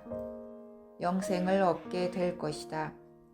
수많은 사람들은 큰 교회, 유명한 목사님들이 목회하는 교회, 인류 교파에 속하여 있는 자신을 스스로 위로한다. 그와 같은 교회에 속하면 아무 탈이 없을 것이라고 생각한다. 실제로 필자는 대규모 교회의 유명한 목사님을 자랑하며 자신은 당연히 천국에 갈 것이라고 생각하는 불쌍한 소경을 수없이 만나보았다. 참으로 안타까운 일이다. 그들을 만나보면 성경이 무엇을 말하는지에 대해서는 별로 관심이 없고 자기의 경력이나 자기가 속한 교회의 자랑을 늘어놓기 일쑤이다. 거짓 목자들은 거짓 목자로 살았기 때문에 멸망의 지옥에 가는 것이 당연하지만 그들을 따라가다가 지옥불에 들어가는 사람들을 어찌한단 말인가. 그들은 왜 성경에 대해서 무지하냐고 물어보면 우리 교회 목사님이 성경을 잘 가르치고 훌륭한 믿음으로 인도하니 걱정이 없다는 것이다. 직접 그렇게 말하지 않을지라도 그런 태도로 이야기한다. 얼마나 어처구니 없는 일인가. 다시 말하건대 이와 같은 거짓 목자가 참 목자보다도 비교할 수 없을 정도로 많다는 것이다. 다시 말하면 참된 하나님의 종은 정말 찾아보기 힘든 것이 기독교 역사요 우리의 현실이다. 거짓 목자 밑에서 배운 불쌍한 양들은 목자를 잘못 만나서 지옥에 떨어진다. 이 얼마나 슬픈 일인가. 혹자는 필자에게 말하리라. 어찌 자신있게 이와 같이 말할 수 있단 말인가. 그러나 성경이 말하고 있지 아니한가. 구원의 진리는 비밀이라고. 비밀은 여러 사람이 알고 있는 것이 아니다. 보편적인 지식도 아니다. 극히 적은 사람들이 알고 있는 것이 비밀이다. 성경은 구원을 비밀이라고 말하고 있다. 오직 비밀한 가운데 있는 하나님의 지혜를 말하는 것이니 곧 감추었던 것인데 하나님이 우리의 영광을 위하사 만세전에 미리 정하신 것이라. 고린도전서 2장 7절 말씀. 이번에는 성경을 중심으로 구원받은 자의 적음을 알아보고 그 이유를 생각해 보고자 한다. 첫째는 서두에 기록된 말씀이다. 이 말씀을 하실 때에는 예수님 사역의 초기라고 생각이 된다. 예수님은 세상에 오셔서 참된 진리를 증거하며 불의를 지적하고 선한 양심으로 가르치기 때문에 많은 사람들이 추종하지 아니할 것을 이미 아셨다.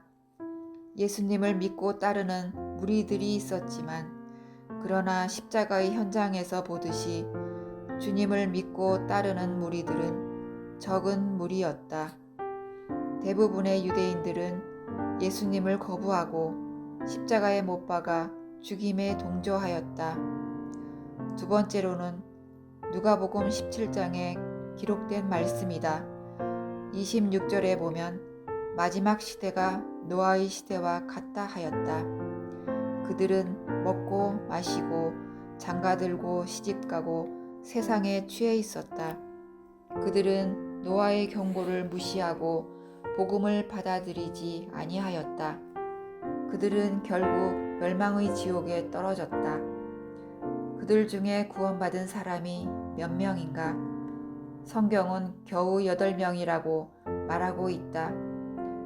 그들은 전에 노아의 날 방주 예비할 동안 하나님이 오래 참고 기다리실 때에 순종치 아니하던 자들이라. 방주에서 물로 말미암아 구원을 얻은 자가 몇 명뿐이니 겨우 8명이라. 베드로전서 3장 20절 말씀. 얼마나 떨리는 말씀인가. 겨우 8명이라고 하지 아니한가.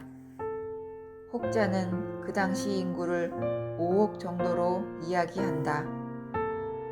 정확하지는 않겠지만 그 말이 사실이라 한다면 5억의 인구 중에서 겨우 8명이 구원받았다.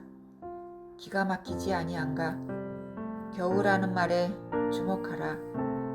오늘의 한국 기독교계에서 구원받은 사람이 얼마나 될까?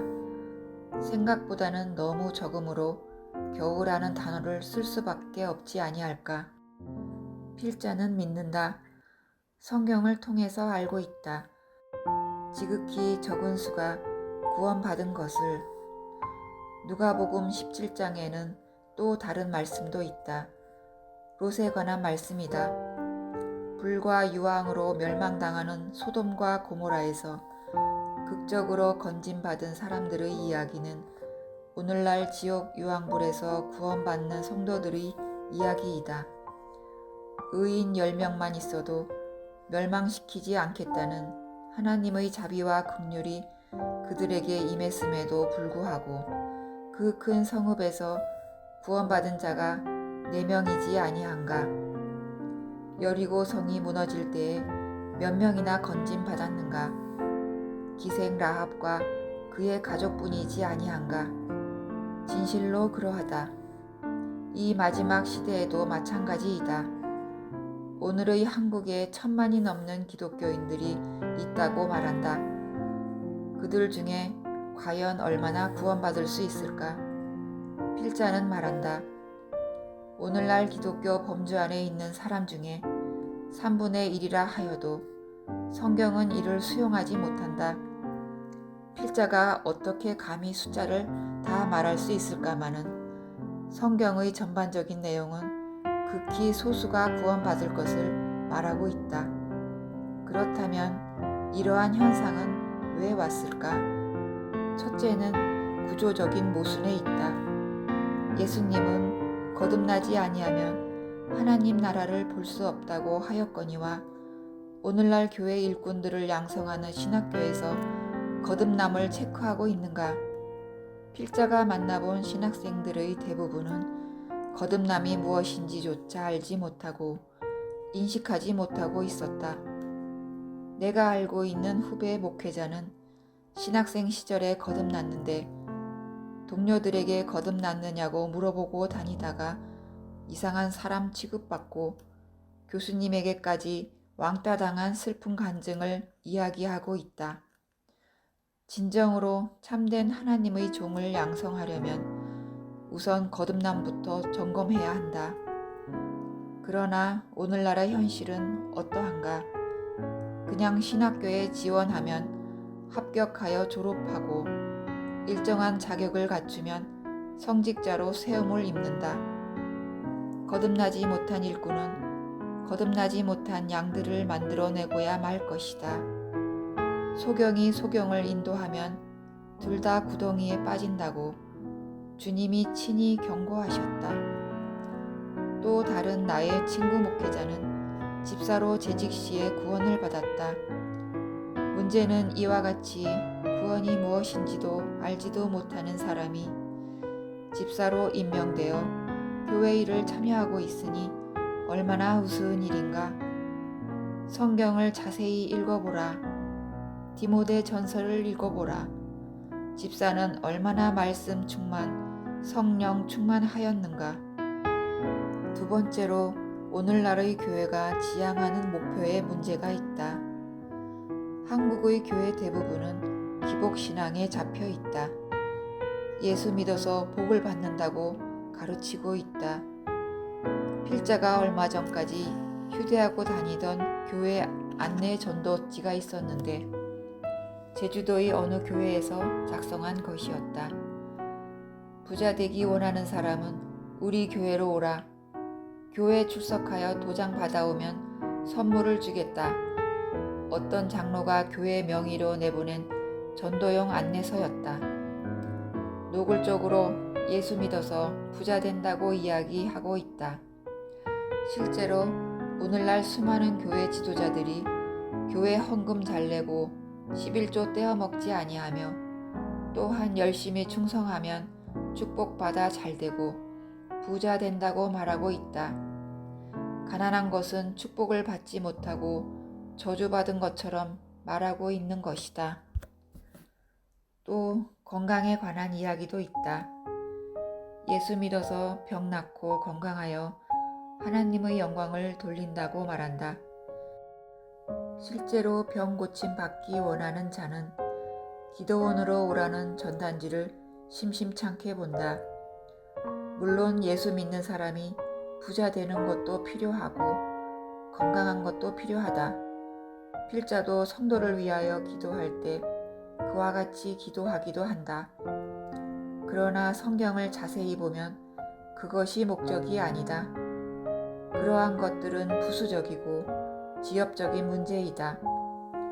성경은 영원한 멸망의 지옥과 천국을 경고하며 예수 그리스도의 십자가의 복음을 통해서 거듭나지 아니하면 멸망의 지옥에 떨어진다고 말하고 있다.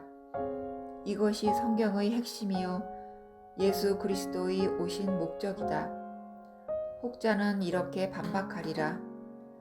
나와 나의 동료 교인들은 다 천국을 믿으며 천국에 갈 소망을 가지고 있다고 말할 것이다. 예수 믿고 천국 가는 것은 기본이 아니냐고 말할 것이다. 실제로 많은 집사님들이 나에게 그렇게 반박하였다. 그래서 나는 그들에게 물었다. 집사님, 지옥이 있습니까? 하니 그렇다고 하였다. 그래서 정말 지옥이 있습니까? 하고 되물었다. 그는 그렇다고 하였다. 그래서 또 묻기를 지옥이 어떤 곳입니까? 어떤 사람이 갑니까? 여기에 대해서 말할 수 있겠습니까? 하니 얼버무렸다. 오늘날 한국의 수많은 기독교인들의 문제점은 여기에 있다. 지옥을 믿지 않는다는 것이다. 믿는다고 말은 하지만 모르고 있다. 그들의 지옥에 대한 믿음은 막연하게 인정하고 있는 것이다. 앞서 말한 것처럼 구체적으로 물으면 대답하지 못한다. 어떤 집사님은 끝까지 지옥을 믿는다고 주장하여 그렇다면 누구에게 지옥을 증거했느냐고 물으니 대답을 하지 못하였다. 정말 지옥을 믿는 사람이라면 지옥을 경고할 것이다. 슬픈 일이다. 강단에서 지옥을 전하지 않으니 양들이 지옥을 알겠는가? 지옥을 알지 못하니 그들은 구원을 알지 못하고 그 지옥 형벌에서 구원받은 적도 없다. 오래전 예레미야 선지자는 거짓 목자와 그를 따르는 양들에 대해서 예언한 적이 있다. 이 땅에 기이하고 놀라운 일이 있도다. 선지자들은 거짓을 예언하며 제사장들은 자기 권력으로 다스리며 내 백성은 그것을 좋게 여기니 그 결국에는 너희가 어찌하려느냐. 예레미야 5장 30절 31절 말씀. 그 당시에도 하나님의 말씀과 관계없는 거짓 예언으로 백성들을 속이는 자들이 있었으며 자기 취향에 맞는 말씀을 전하는 선지자들을 좋아하고 따르는 어리석은 백성들이 있었다. 그들은 하나님과 관계없는 불쌍한 사람들이었다.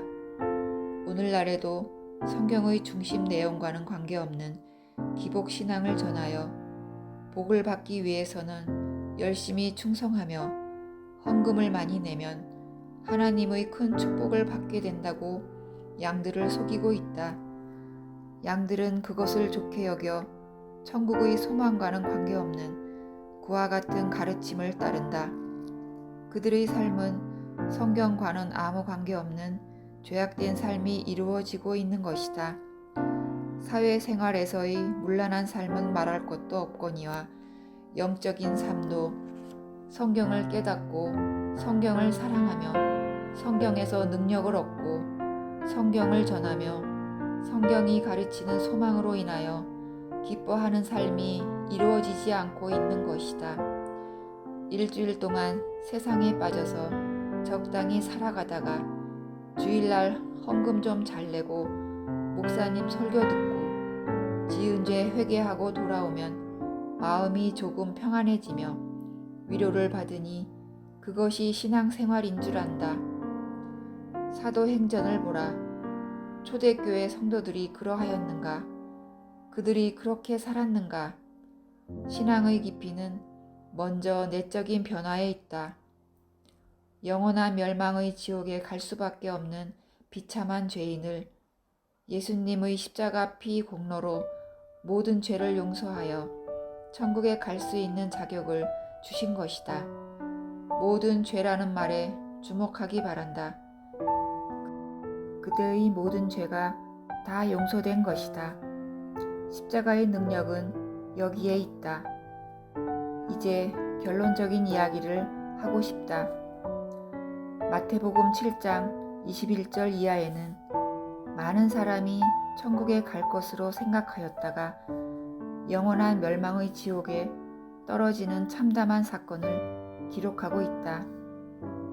그들은 천국에 갈 것이라고 생각하며 이 땅에서 죽도록 충성한 자들이었다. 그런데 그들이 지옥에 떨어졌다. 얼마나 황당했겠는가? 얼마나 기가 막혔겠는가? 얼마나 놀랐겠는가? 이 글을 읽는 그대는 이러한 비극에 빠지지 않기를 바란다. 진정 거듭난 소수의 무리만 천국에 이를 것이다.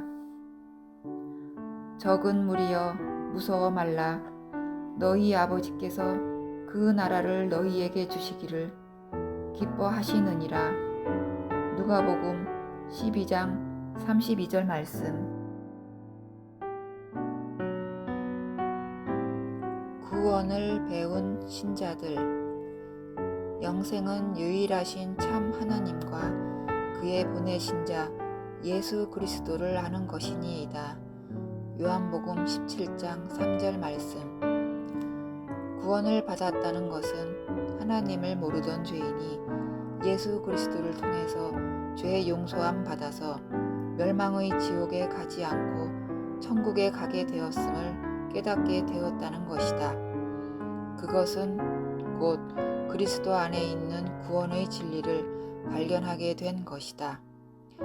위에 열거한 두 가지 내용은 복음을 깨닫는 것과 그리스도를 발견하는 것을 말한다.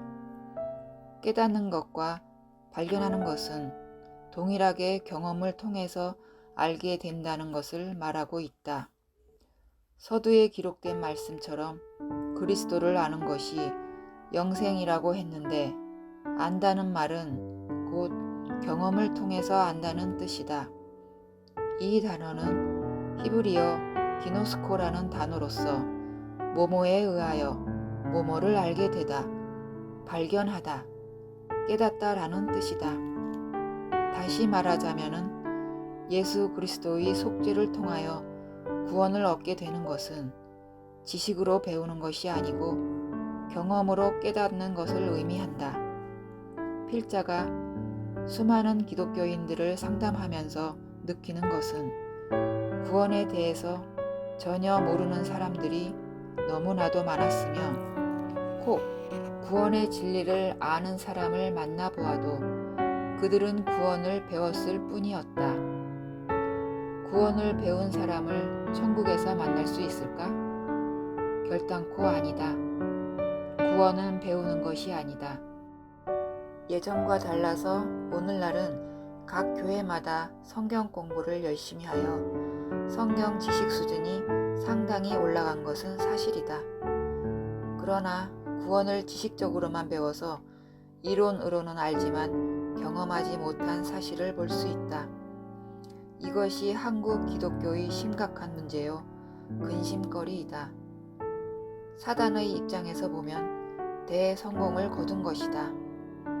왜냐하면 많은 사람들의 영혼을 노략질하는데 성공하였기 때문이다. 그들은 사단의 속삭임에 속고 있다. 사단은 구원의 지식을 가르쳐주고 말하기를, 너는 구원의 진리를 알고 있으니 구원받은 거야. 더구나 한국에서 제일 이름 있는 교파에 속했으며 유명한 목사님도 너와 같이 생각하고 있지 않느냐? 너는 너희 목사님에게도 인정받고 있지 않느냐? 라고 한다. 사람이 구원받지 못하고 지옥에 가는 현상을 여러 방면에서 조명하여 규정 지을 수 있는데, 그중 하나가 사단에게 속아서 지옥에 가는 것이다. 오늘날 수많은 기독교인들이 기가 막힌 사단의 전략에 속아서 지옥으로 떨어지고 있는 현실을 보면서 필자는 눈물을 금할 수 없다. 이제 본론적인 이야기를 해보자. 구원에 관해서 성경은 무엇이라고 말하고 있는가? 구원을 얻으라, 혹은 구원을 얻었나니 등으로 말하고 있지 아니한가? 성경 어디에도 구원을 이론적으로 배우라는 가르침은 없다. 원칙적으로 복음은 외치는 것이며 경고하는 것이며 깨닫게 하는 것이다. 학술적으로 가르쳐서 지식을 습득하면 구원받았다고 생각하는 것은 성경이 말하는 구원과 다르다. 이러한 사람들을 만나보면 구원에 관해서 자신이 없으며 막연하게 천국에 갈 것이라 생각하여 자신 없는 대답만 한다. 혹 자신 있는 대답을 하는 사람도 알고 보면 자존심 때문에 말하거나 착각으로 말하는 경우가 대부분이다. 여기서는 이와 같은 주제, 즉 구원을 배운 사람들의 상태를 점검해 보면서 이 글을 읽는 독자들의 신앙에 도움을 주고자 한다. 먼저 성경에서 경험을 통하여 구원받은 경우를 살펴보고자 한다. 요한복음 4장에 보면 사마리아 사람들이 불쌍한 여인의 안내를 받고 예수 그리스도를 만나는 장면이 나온다. 그들은 여인을 통해서 메시아를 만났다는 말을 듣게 된다. 이것은 배움의 단계이다. 배움은 듣는 것이며 지식을 습득하는 것이며 소식을 알게 되는 것이다. 그러나 자기 확인이 이루어지지 않았을 때 그것은 소문일 뿐이다. 누군가가 그것의 사실성을 물어볼 때 자신 있게 말할 수 없게 된다. 왜냐하면 그것은 확인되지 않은 소문이기 때문이다. 오늘날 수많은 기독교인들이 예수님은 메시아이며 하나님의 아들이시며 구세주라고 믿고 있다. 정확하게 말하자면 그렇게 배운 것이다. 그렇지만 그들은 왜 메시아이며 왜 구세주인가? 그가 메시아라면 나와 어떤 관계가 있으며 나의 인생에 구체적으로 어떻게 영향을 미쳤는가를 알지 못하고 있다. 그들은 그냥 구세주라고만 알고 있는 것이다. 여인의 말을 들은 사마리아 사람들은 지혜로운 사람들이었다. 그들은 여인을 따라가서 예수님을 만났다. 그리고 직접 그분의 말씀을 들었다. 그들은 구원을 받았다. 그들의 고백을 들어보자. 그 여자에게 말하되 이제 우리가 믿는 것은 내 말을 인함이 아니니 이는 우리가 친히 듣고 그가 참으로 세상의 구주신 줄 알미니라 하였더라. 요한복음 4장 42절 말씀. 이 얼마나 확실한 경험인가. 또 다른 경우도 있다. 누가복음 19장의 삭개오의 경우이다. 삭개오는 예수님에 관해서 여러 경로를 통하여 들었다. 그분은 메시아라고 들었다. 또는 선지자라고 들었다. 여러 기적들에 관해서도 들었다. 가르친 말씀에 대해서도 들었다. 그는 들은 상식으로 예수님을 알 뿐이었다. 만약에 누군가가 삭개오에게 예수가 누구냐고 물었으면 자신 없는 대답을 하되 알고 있는 상식 수준에서 하였을 것이다. 금일에 필자가 만나본 교인들이 오랜 교회 생활에도 불구하고 구원의 확신 없이 어정쩡한 대답을 하거나 분명한 대답을 한다 하여도 학생이 배운 바를 대답하듯 지식적인 대답에 머무르고 있다. 필자는 언젠가 교인을 만나서 천국에 갈 수 있느냐? 고 물어본 적이 있다. 그는 갈 수 있다 고 말하였다. 그래서 또 묻기를 무슨 근거로 그렇게 말하는가? 하니 구역 집회에서 전도사님에게 배웠다 고 하였다. 무엇을 배웠느냐 고 물으니 여러분이 예배당에 나오는 날 예수님을 믿기 시작했으니 구원을 받은 것이다. 왜냐하면 믿음으로 구원받는다 하였기 때문이라고 배웠다 고 대답하였다. 그래서 필자는 또 묻기를 그러면 죄는 어떻게 되었는가? 하니 십자가에서 모두 용서되었다 고 대답하였다. 그러면 또 계속해서 죄를 짓는데 어떻게 되는가? 하니 그는 죄를 짓지 않아야지요 하였다. 그래도 실수로 죄를 짓지 않는가? 하니 그러면 회개해야 하지요 하였다. 또 끈질기게 묻기를 회개하지 못하고 죽거나 죄를 짓다가 죽으면 어찌 됩니까? 하니 할 수 없지요 하고 말하였다. 그러면 당신은 지옥으로 가는데 어찌하렵니까? 하였을 때 너무나도 뜻밖의 대답을 들었다. 수십 년 교회 다닌 그의 입에서 놀라운 말을 들었다.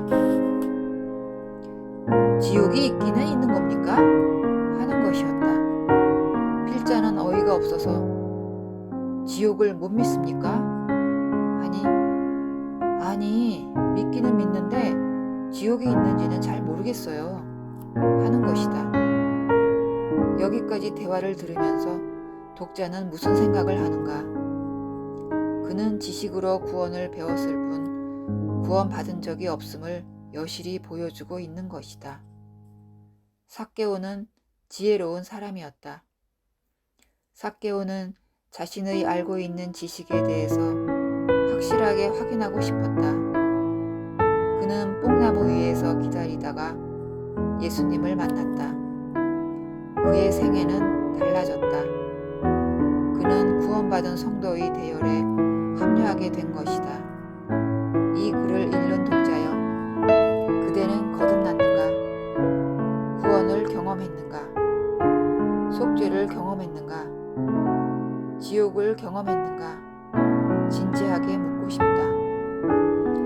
그대가 하나님의 실존과 예수 그리스도께서 그분의 아들 되심을 믿고 있다 할지라도 앞에 질문한 질문들을 경험하지 못하였다면 구원받았다고 인정할 수 없다.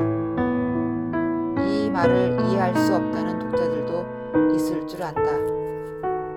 그러나 이렇게 경고할 수밖에 없는 전도자의 마음을 아는가? 구약의 예를 들어보자. 열왕기상 10장에 보면 스바 여왕에 관한 이야기가 있다.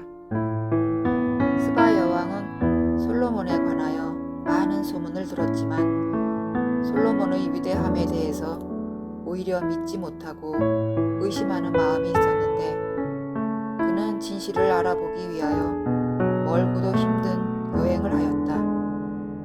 그리고 솔로몬을 만나게 되었다. 솔로몬을 만나서 그가 한 고백은 무엇인가? 왕께 고하되 내가 내 나라에서 당신의 행위와 당신의 지혜에 대하여 들은 소문이 진실하도다. 내가 그 말을 믿지 아니하였더니 이제 와서 목도한즉 내게 말한 것은 절반도 못되니 당신의 지혜와 복이 나의 들은 소문에 지나도다 하였다. 그는 소문을 확인한 것이다.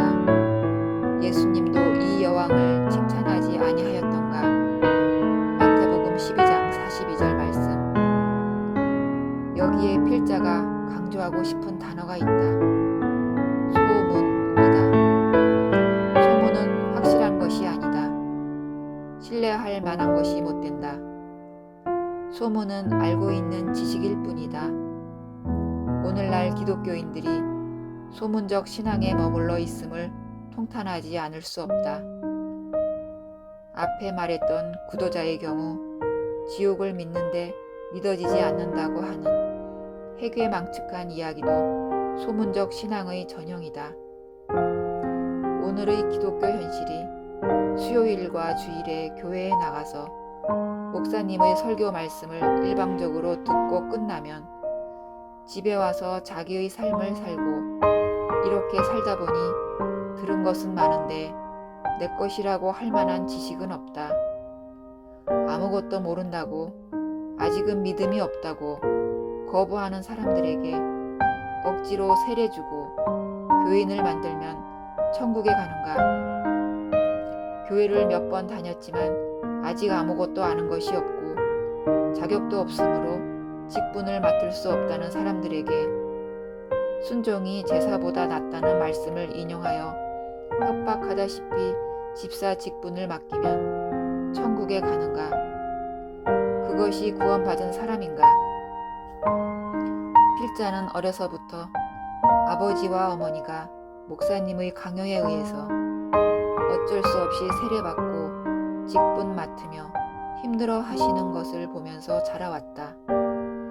나의 부모뿐만 아니라 주변의 수많은 사람들이 그와 같은 고통 속에 있는 것을 보아왔다. 얼마나 잘못된 현실인가. 아무것도 모르는 사람에게 세례를 주어서는 안 되며 자격이 없는 사람에게 집사를 맡기면 교회 망하는 것이다. 한국 사람들은 예로부터 관료주의에 젖어서 감투를 좋아하는 속성이 있다. 오늘의 기독교가 이 속성을 이용하여 성경에도 없는 수많은 종류의 감투를 만들어 교인들에게 나누어 주고 교인들은 그 속에서 위안을 받으며 천국에 갈 것으로 착각하고 있다. 집사, 장로 임명을 받으면 얼마만큼의 헌금을 해야 하는 의무는 자연스러운 관행으로 요구되고 있다. 이것은 중세 천주교에서 속죄권을 팔았던 사실과 무슨 차이가 있단 말인가. 또한 성직을 매매했던 슬픈 기독교의 역사와 무엇이 다르단 말인가. 참으로 기가 막힌 현실이다. 영생의 비밀에 관해서는 가르쳐주지 못하고 가르쳐도 이론적으로 가르쳐줄 뿐 그들의 생명을 살리지는 못하는 현실 아닌가? 독자여, 그대가 수십 년 하나님을 섬겼는가? 구원의 교리를 배워서 잘 알고 있는가? 예수님은 나 때문에 죽어서 내 죄를 용서했다고 고백하고 있는가? 행위가 아닌 믿음으로만 구원받았다고 배워서 주장하고 있는가? 그러므로 나는 구원받은 사람이라고 장담하고 있는가? 그러나 필자는 권하고 싶다. 그대가 진정 멸망의 지옥에서 건짐받은 경험 있는 성도들인가를 정직하게 점검해 보길 바란다. 너희가 믿음에 있는가 너희 자신을 시험하고 너희 자신을 확증하라. 예수 그리스도께서 너희 안에 계신 줄을 너희가 스스로 알지 못하느냐? 그렇지 않으면 너희가 버리운 자니라. 고린도후서 13장 5절 말씀.